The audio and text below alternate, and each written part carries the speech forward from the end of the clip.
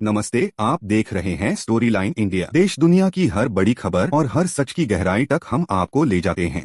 Video शुरू करने से पहले चैनल को सब्सक्राइब करें। रोजाना ब्रेकिंग न्यूज के लिए। दिल्ली, यूपी, हरियाणा और पंजाब में शीतलहर का प्रकोप जारी है। कई इलाकों में न्यूनतम तापमान 3 डिग्री तक पहुंच गया। घने कोहरे के कारण सड़क, रेल और हवाई यातायात प्रभावित हुआ। मौसम विभाग ने अगले कुछ दिनों तक ठंड से राहत नहीं मिलने की चेतावनी दी है।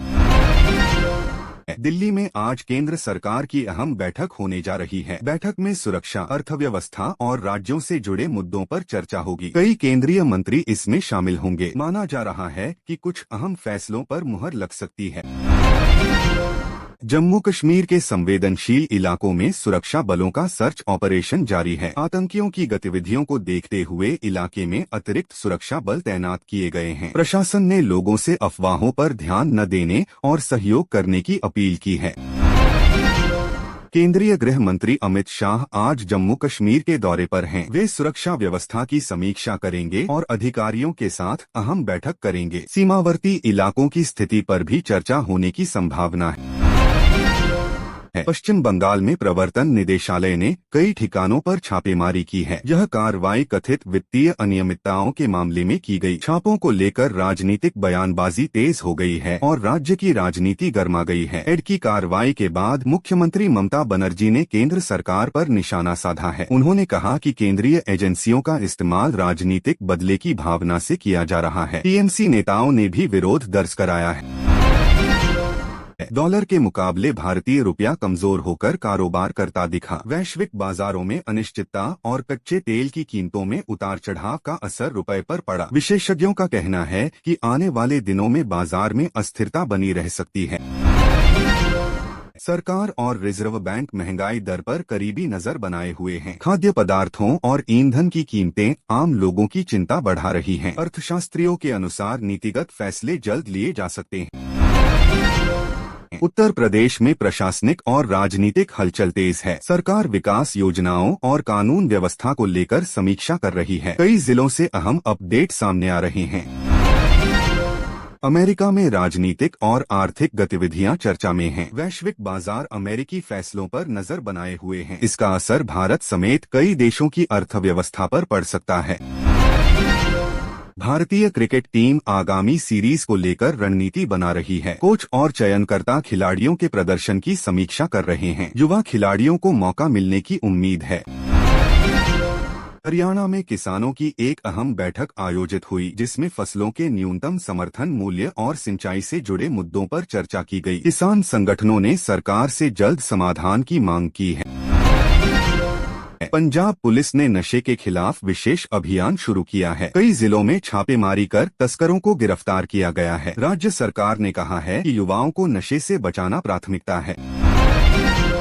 मुंबई में ट्रैफिक व्यवस्था को बेहतर बनाने के लिए नए नियम लागू किए गए हैं। पीक आवर्स में भारी वाहनों की एंट्री पर रोक लगाई गई है। इससे यात्रियों को राहत मिलने की उम्मीद है।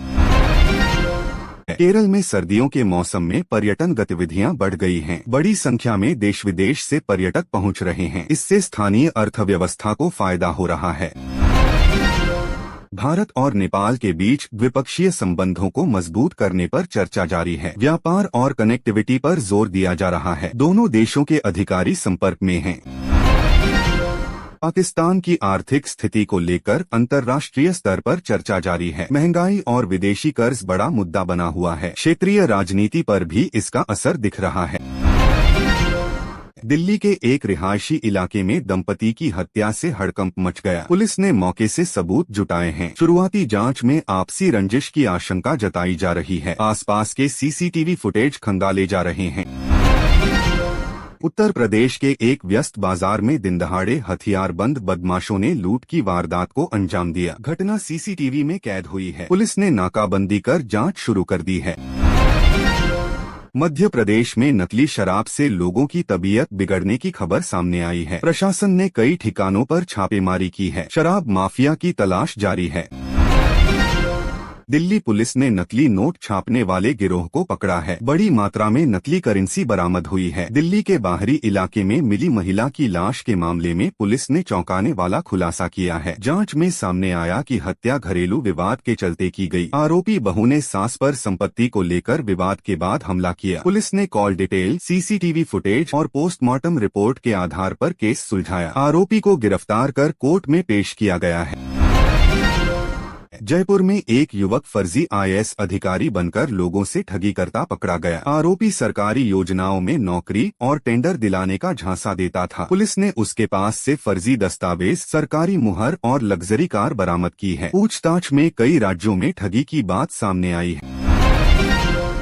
इंदौर में एक युवक ने फर्जी लोन ऐप के दबाव में आकर आत्महत्या कर ली। परिजनों ने आरोप लगाया कि ऐप संचालक लगातार धमकी दे रहे थे। पुलिस ने आईटी एक्ट और आत्महत्या के लिए उकसाने का केस दर्ज किया है। साइबर टीम ऐप से जुड़े सर्वर और खातों की जांच कर रही है।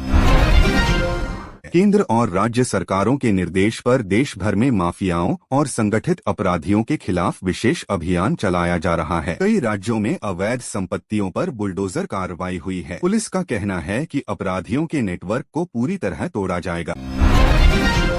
लखनऊ में रिश्तों को शर्मसार करने वाला मामला सामने आया है। महिला ने अपने प्रेमी के साथ मिलकर पति की हत्या कर दी। पहले इसे सड़क हादसा दिखाने की कोशिश की गई, लेकिन पोस्टमार्टम रिपोर्ट से हत्या का खुलासा हुआ। पुलिस ने दोनों आरोपियों को गिरफ्तार कर लिया है और हत्या में इस्तेमाल हथियार बरामद किया गया है।